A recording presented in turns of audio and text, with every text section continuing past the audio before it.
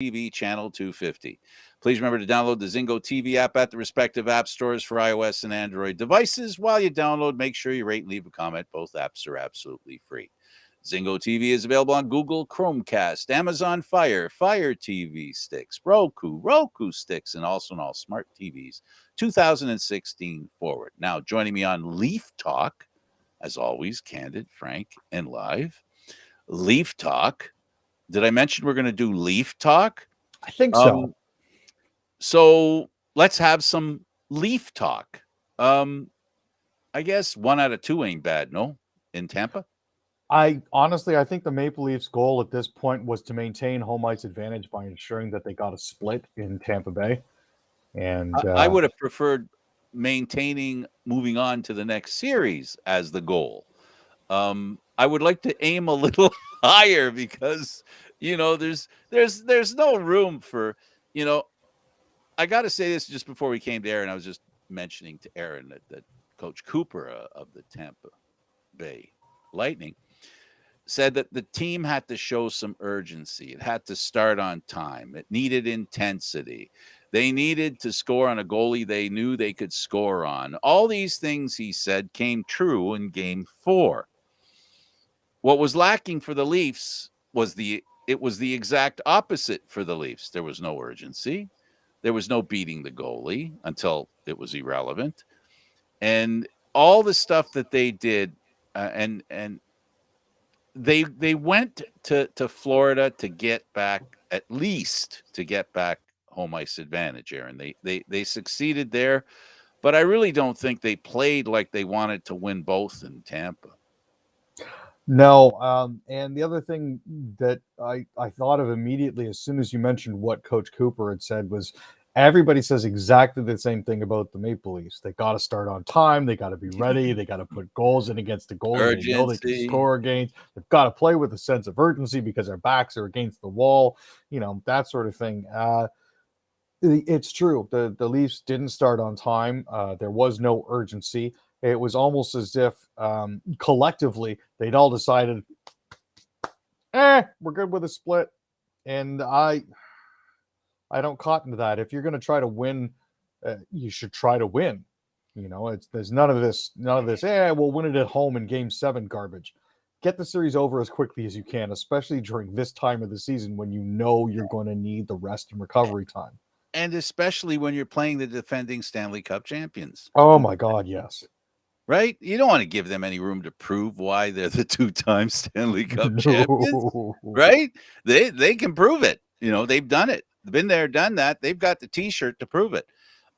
These guys, this Tampa team is really good, and I have to say, and look, I'm not suggesting that the referees submarine the Maple Leafs, but I think it's fair to say, regardless of which team you root for, Tampa or Toronto, the referees were noticeable, and the one thing you want from referees is officials is for them not to be noticeable.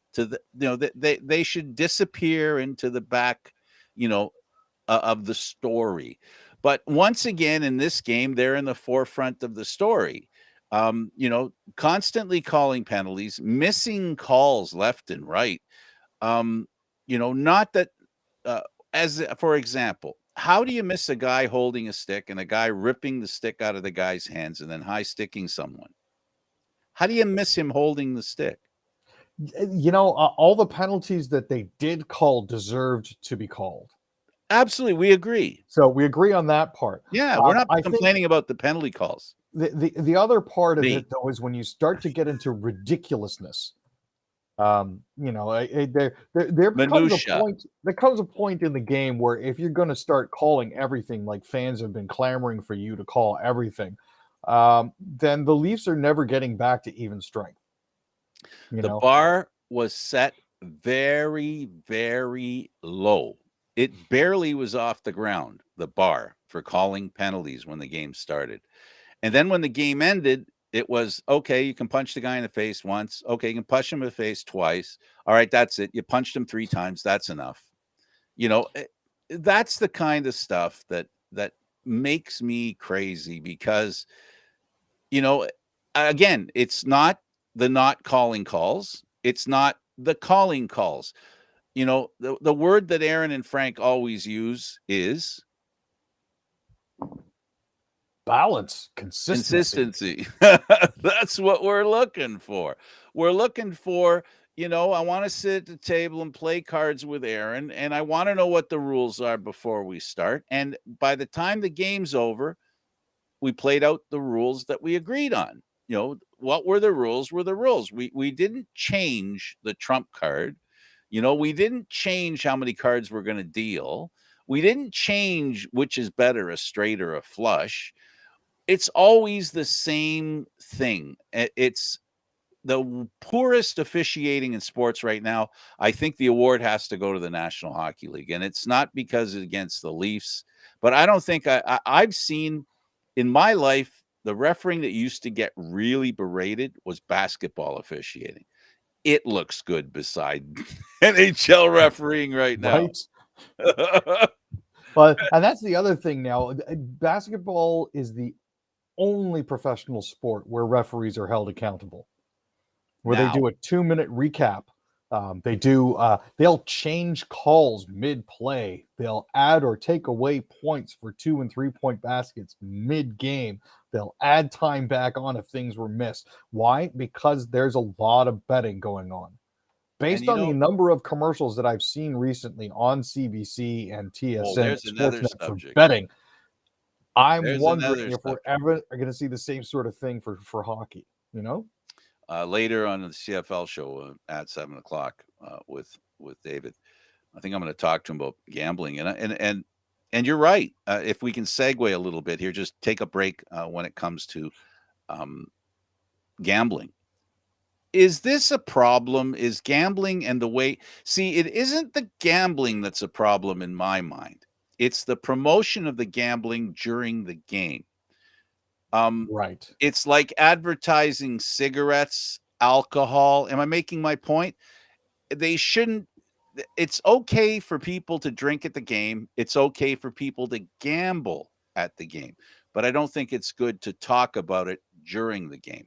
For the sake of the people who are watching, and I'm referring to younger people who, they don't need to know about gambling, just like they don't need to know about a 26er of Seagram's is on sale at the liquor store.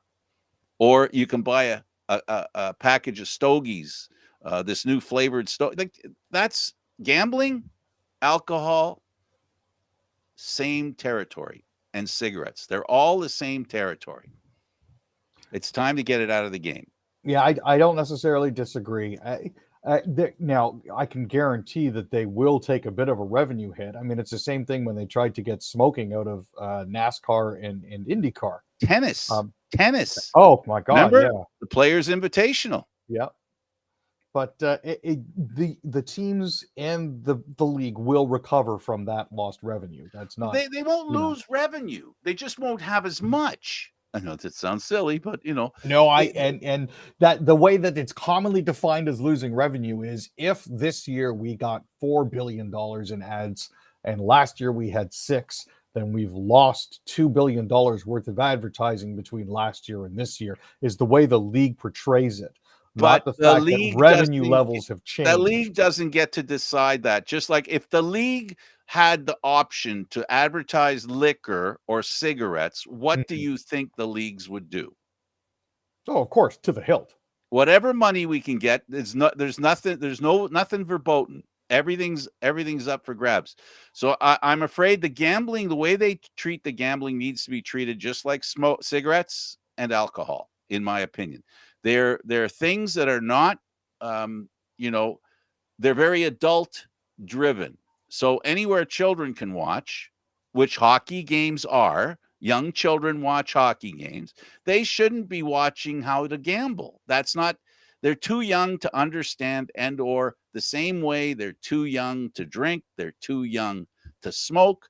They're also too young to gamble. And we don't allow those other two things into the game. When my nephew knows more about how to turn a parlay into a trifecta while also covering the money line and covering the spread That's more than I scary. do, that's an That's issue, brother. scary. Yeah, That's it's an scary, issue. Aaron. It's scary. It's wrong, and it's time to. I think I'll make a prediction right now that you will start hearing about that. I don't know how long it'll take the government, society in general, and unfortunately, media is big business, and gambling is big money, and we all know what business when it comes to money, how business feels about money. Right? Greed is good. Yeah, so get rid of it. It can't be on the game. It just they can't do that. I didn't like it when I first saw it, and I don't like it now. I mean, they can do it as part of a show after the game or something like that, but they should not have it. That's advertising of something that's equivalent to alcohol and cigarettes, and it should not be on the game, just like those two things shouldn't. But And it's okay. a full 5 segment in the first intermission now Oh, you about how can't you avoid can it. change your bets and follow the odds and all that sort of happy crappy. Pardon my French. No, But listen, I'm not I just against gambling. I'm not against cigarette. Well, yes, I am. I don't like I'm not promoting it. against alcohol. I'm definitely not against alcohol. Please don't let me lose my beer during the game. Well, I hardly ever drink now. I'm sort of soft pedaling the drinking now. Anyway, I don't drink that much at all. But I don't look at adults imbibing responsibly as them not being able to do it, not have to do it, whatever. I just don't think it's right to advertise it while kids are watching. I know that sounds silly, but it's how I feel. No, I hear you. Let's go Speaking of, back to the Leafs. They're a big gamble. I was going to say, speaking of gambling, if you look at the Maple Leafs from the 5-0 game, from their win, the power play opportunities were 5 power play opportunities for Tampa, 6 power play opportunities for the Leafs, 51 minutes in penalties for Tampa, 62 for the Toronto Maple Leafs. Flip that to the 7-3 loss. The Maple Leafs had 3 power plays. The Tampa Bay Lightning had 8. Yep. So, this is a question of not doing the dumb thing, not being lazy. The hooking penalties and holding penalties, and it's not, that's not what you want to do. Cross-checking against Pat Maroon may be warranted. But punches to the face in a scrum. Yeah. Initiating the scrums, like the coach said at the beginning of the series, this has come down to retaliation. In other words, taking out your frustration in a way that attracts the attention of the official. Wrong, I think, is your point. Yeah, don't right? get caught. Like when Riley takes 3 punches to the face and then finally says, enough is, and then just see the one with Tavares looking at the referee, he took a punch in the face, looked at the referee, hey, did you see that? And he got another punch in the face. And then he got a third one, and the guy finally got a penalty.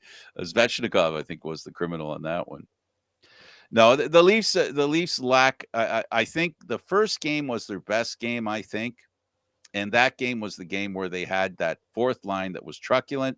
Sorry, Mr. Burke, but they need to bring truculence back into the game.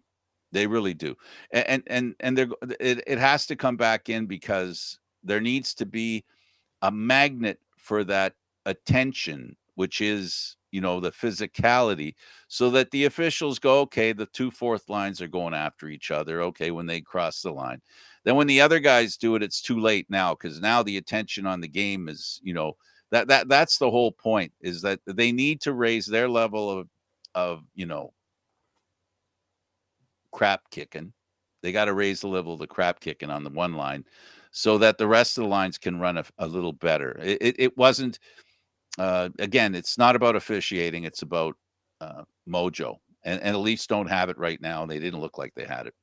It's all about making space for yourself. You know how you can tell the Leafs weren't playing well? Nylander got 2 goals. Sound familiar? At least Montreal, he's still scoring, man. That's the thing. Nylander has been one of their better playoff performers. It's just unfortunate that the rest of the my team problem is he plays really up. well when the Leafs suck. I'm just saying. So here's the question then. Do you want Nylander to play well and earn a $6.934287111 contract? Or do you want the Leafs to be awesome and him disappear and people call for him to be traded? Because that seems to be the trade-off. No, well, for me, what it comes down to is the Leafs have to play defense. I said it every gall darn time we do this show. I'll say it again. The Leafs will win if they play defense. If they don't play defense good enough, well enough, tight enough, cheap enough, if you will, giving away very few free rides, they'll lose. Because quite frankly, what's becoming clear is the team that scores first scores often enough that the team that doesn't score first can't catch up. That's what we've seen in this series. Now, the other real issue that we see here as well is the fact that when the Leafs take a lot of penalties, Tavares and Marner and Nylander, Tavares, Matthews and Nylander, because Marner plays the penalty kill, don't get a lot of ice time. So it's harder for them to engage. And we're also seeing Matthews disappear into the dark. Yeah. He's getting his chances, so that's good, right? He's getting his chances, but he's not, he's hitting the crossbar. Is that his fault that he hit the crossbar? Of course it's his fault. He shouldn't hit the crossbar. Does it mean he's not playing well? Of course it doesn't mean he's not playing well. It just means that his talent isn't as fine-tuned as it needs to be. He has it. He has he has the opportunities, but he's not capitalizing, and he needs to capitalize, and he hasn't been. Well, I find it interesting that you mentioned that because he's currently sitting at 6 points in the playoffs. But they come in bunches. He scores enough points in one game to cover 3 games. You see, this is the problem. Yeah, because he had 3 in the first game. He had 2 goals and an assist. Then he had 2 assists in the second game that they lost 5-2. Was blanked in their 5-0 win, and then had 1 assist in their 5-3 loss. Right. Or sorry, the 7-3 loss. So it's one of those, Again, it's the same word that we use with the officials. It's about consistency, right? Yeah. And the Leafs have not been consistent. That's their first crime. Goaltending. What did you think of Campbell wanting to stay in? At least that's the impression I think we all had. We heard what the announcers thought was going on. We saw what we saw with our own eyes, and it sure looked like he didn't want to come out. No, I don't think he wanted to come out at all. I think he felt that a couple of those goals weren't necessarily his fault, and he could have played through it. But unfortunately, by the time they actually did manage to get him out, the damage had already been done. I mean, Källgren came in and got a shutout the rest of the way. 10 saves on 10 shots, right? Like, it was hilarious to watch the pulling of a goalie in slow motion. It took 5 minutes on the clock to remove the goaltender from the moment the coach wanted to remove the goaltender because they kept getting penalties and he decided to pull the goalie. They were 2 men short twice before he could get him out. There's nothing he can do about that, like you're in it now. Hey, Källgren, tell you what, we need you to pick up where Soupy took over. Yeah, and we want you to be put like a duck in a carnival right off the bat with no warm-up. I mean, gosh, that was tough and Källgren did a good job considering, the way he went in. He made some really nice saves. They've got a pretty good goaltender there. That's a guy that no matter what happens with Soup, if he isn't up to snuff, the problem is it wasn't his fault they were where they were, right? I think we can agree it wasn't his fault that the Leafs were in trouble early. It was more of the team not, the team was not doing what they've done before, which it looked to us like the Leafs had finally learned. They'd finally learned that you got to block shots. You got to stop. You got to fight to get possession of the puck when it's near your net. You can't give a guy a free shot. That stuff evaporated in the last game. Yeah, it just seemed like all the previous gameplay, all the previous tape that they watched, All the good everything things that they were doing. physically experienced, yeah, the good stuff just disappeared, and all that was left was just this unrelenting sea of bad. Oh, it And was it was terrible. just, But you know what? They're tied 2-2. It's a best of 3. Two of yep. the games are at home. If you start the season and you say to yourself, the Leafs are going to make the playoffs. The Leafs are going to be the home team in the playoffs, and they're going to be playing the Stanley Cup champions, and all they got to do is win 2 of 3. You'd have bought that ticket at the beginning of the season, right? I'd still buy it now.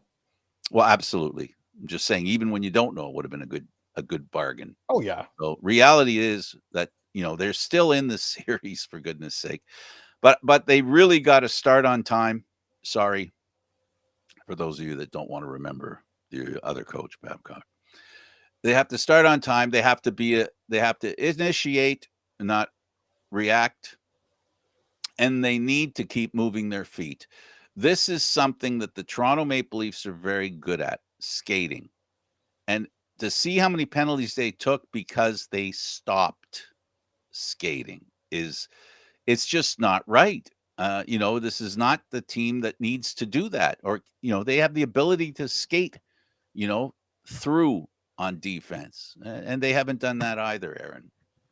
No, unfortunately, they have not. They've not shown that their ability to do that sort of thing, and it's frustrating watching it because you know that they're absolute speed merchants when they want to be. The Flames are behind the 8 ball, worse than Yep. the Leafs. This is a team that I gave the best shot of the 3 teams that are in the playoffs, being, of course, Toronto, Calgary, and Edmonton. What's happened with them? They can't score. I mean, other teams couldn't score against them. Now they can't score. Well, they've never really been a high goal scoring team, and that's not anything that Ron Sutter has ever preached whenever he's coached the team. It's always been defense, defense, defense. So, it's not surprising to me that they've been low scoring games. Markstrom has been fantastic. The unfortunate thing is on the other side of the ice, Ottinger has been just as spectacular, if not more so.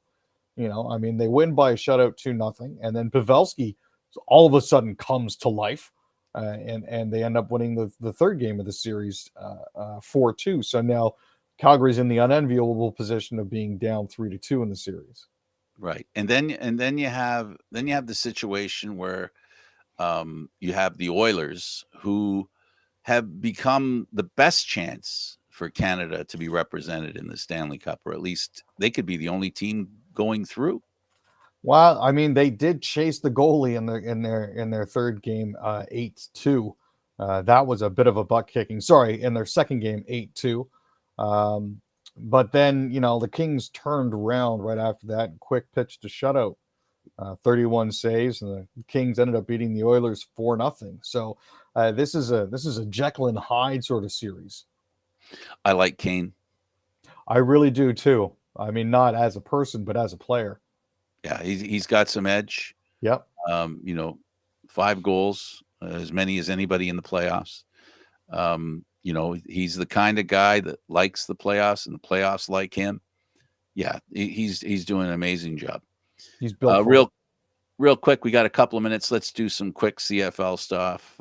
Lansdowne 2.0. The plan is going to be put in place. The new Red Blacks home, an adjustment to the stadium. Yep.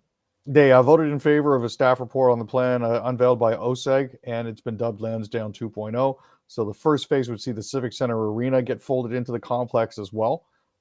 So that's a good sign for football and for hockey. Quarterbacks not going to, at least the CFLPA says, quarterbacks not to join training camp. Yeah, there's an issue going on here. Obviously, they're looking at a fair and equitable collective bargaining agreement that isn't in place yet. Training camps are supposed to open Sunday, with Winnipeg and Saskatchewan scheduled to kick off the preseason on the 23rd. So, Elks signed Cardale Jones. This is good for them. Not to mention JT Barrett is also retiring. So best of luck to him in his future endeavors. Ohio State quarterback Cardale Jones is with the team, which is pretty cool. Bombers? Well, Bombers have signed Greg McCrae as well as another pair of receivers. They're looking to shore up their offense again, which is pretty cool. Looking forward to seeing what that brings. Ticats sign American DB. Yeah, that's Michael Witherspoon. For those who are not aware, Michael actually spent some time with East Carolina University before transferring to ECU. So we'll see how he works out for them. Let's go CFL. Thanks, Hell Aaron. yeah. This was awesome. Thanks, Frank. Much appreciated. For Aaron William Freeland, I'm Candid Frank Stanisci. Thank you for watching Candid Frank Live's Leaf Talk, Aaron, Mondays, Wednesdays, and Fridays. This show can also be heard on the Spanglish World Radio Network. For Candid Frank Live, other news, entertainment, and sports programming we offer, please check out SpanglishWorld.ca. Spanglish World. Watch it, hear it, read it, download it, and live it. Thanks for watching, everybody. Ciao for now.